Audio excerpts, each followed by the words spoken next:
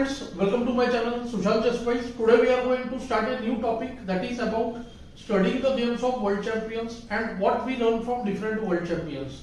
It is said that to improve our game and take it to a particular direction, like someone wants to improve positional play, then he should study positional world champions. If one wants to become good in tactics, then he should study those kind of world champions.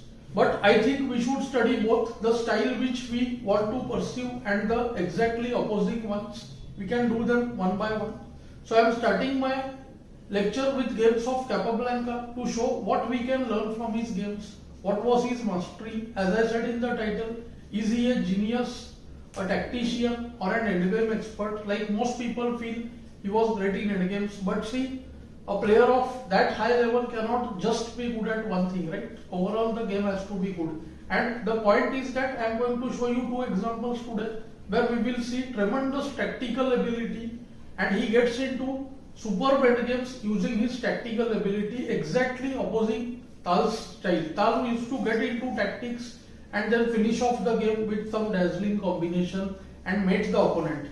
Here we will see many endgames coming up. So let's get started with the examples today. This is the position. First one, it's black to play. We can see that the white king is poorly placed and black is trying to use some tactic here. Of course, see, nd4 is in the air because g1 a7 diagonal is weak.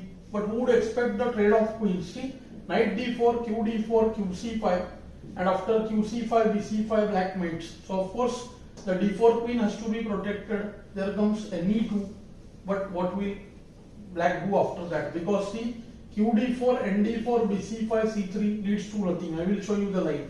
Say nd4, queen d4, queen c5. Now see ne2, and if we take queen takes d4, it's mistaken. Knight takes d4, bishop c5, c3, and see the attack halts. Okay, the black pieces are also undeveloped. That is why he is unable to make any progress. See how nicely Capablanca used an intermezzo here. Let's go back.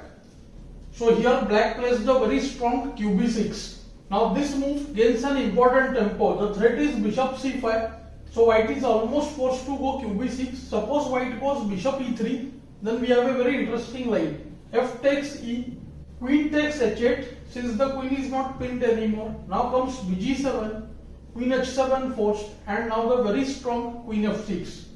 The f2 square was weak, so only move knight g3, queen f2 check, king h2, and black exploits the poor queen and the king placing with knight f6. It's game over. After the only queen move to d3, there comes ng4 check and knight e5 check with the bishop, and the queen is lost. Thus the move qb6 becomes absolutely forced. Let's go back there. So after qb6, just a takes b6. Looks like a minor difference, but the a8 rook is open now. So see, knight d4 forced, bishop c5, and now comes c3. So the major difference is the move now, rook a4, which was not possible in the previous line. See, small difference with the move qb6 making huge impact. Now the pawn on d4 will be lost. Threat is rook d4, so white plays b2, making space for the king. And now bd4 cd, rook takes d4, white plays b3. Knight f6, bb2, rook d2. White was betting on the move bishop h5 check here. What would you play as black? Another very interesting position. The white bishop wants to come to c3. So black never gives him any chance. He uses the weakness of g2 here and plays the surprising knight takes h5, bishop h8, and now the very strong f3. It's almost game over. Threat is f2.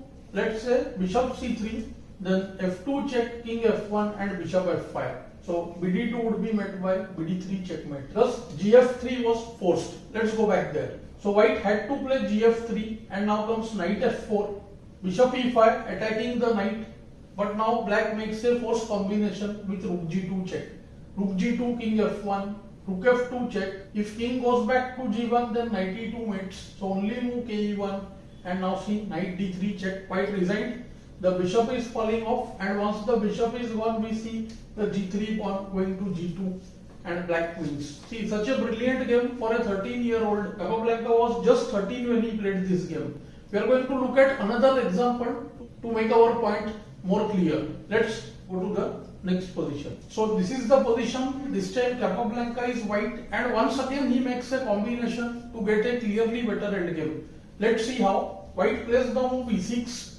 No big deal in guessing this move, because after see bishop takes e6, rook takes e6, queen takes e6, and see just d5 check, and the queen is lost. So after e6, obviously Capablanca must have seen the move b5 which black played, and here white makes a terrific combination with the move c, queen takes b5. The point is that once queen takes b5, there comes d5 check, and now see rook g7 is forced. Means see the material gain that he is getting. He got a bishop outright for the queen. He is going to pick the knight on f7, and at some point he would definitely get the rook on g7 as well. So it would make it rook and a piece for queen, but look at the powerful f7 pawn, and in some cases the passed pawn on d5. So white's position is winning actually. In fact, there is a forced line here. White goes e takes f7. Now if rook f8 is played, then white simply had see knight d4, queen takes d5, and see the very strong rook e8. So queen takes f7 forced, and now comes rook f8, queen f8, knight takes f5. Look at the situation now. 3 pieces for the queen it would be soon after bg7. So of course that is winning for white. Let's go back to the game. Black played the move h6 here. White still goes nd4. And the main line of concern here, see mostly people only consider the move qd7 or qd5. But the main move is queen f1, which would lead to 2 pieces for rook position, and that is the main thing which one had to see. So let's see qd7 first. After qd7 there is see just knight takes f5, and after queen f7 there is bg7 check. It's game over. King h7 forced, and see re7, and soon the discovered check would be disastrous for black. So let's go back to the game.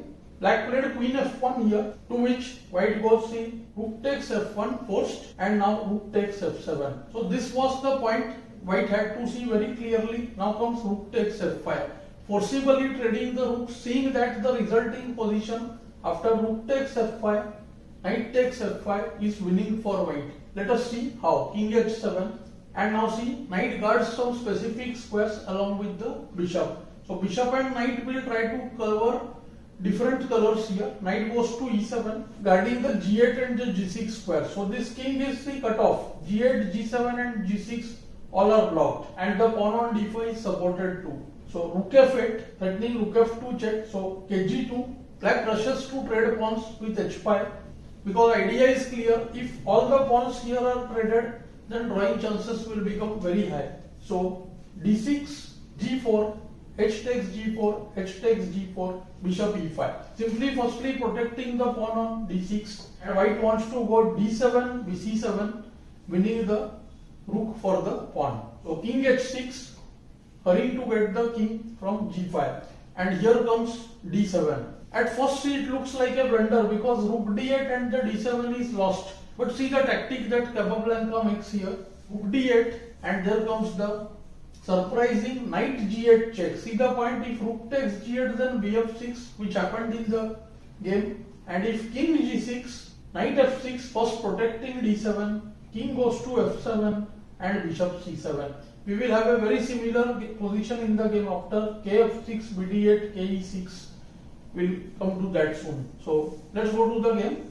So black took rook g8, and we will have a exactly same kind of position. bf6, king g6, d8 queens, rook d8, bd8. We'll continue the game and complete it, because this endgame is bit tricky. The point is that on queen side, if you see, there is one rook pawn, and the bishop is not controlling the queening square. So that becomes a case of wrong cornered bishop. Let's say if this b3 pawn wouldn't be there, then this game would have become drawn. So that's why we'll continue and see what could have happened. b5, king f2, king is heading towards the queen side, and bishop will be given up for the g pawn. Black avoids that. King f5, ke3, ke5, kd3, king d5, and king c3. So still black will stop kb4. So firstly g3, bishop h4, g2, bishop f2, and now a5. Now white doesn't want to remain with the lone a pawn, so he plays b4. Point is that after ab, the b pawn would queen very easily, not just because of the bishop's color, but there is no stalemate possibility over there, unlike the rook's pawn. So king e4, still see, setting a trap, b takes f5, then king rushes back to d5, then kc6, then kc7. That would be a drawn position. So bb6, kd5, kd3. So white has forcibly snatched the opposition, king c6. So bishop comes back to g1, kd5, and here again white faced move with bishop h2.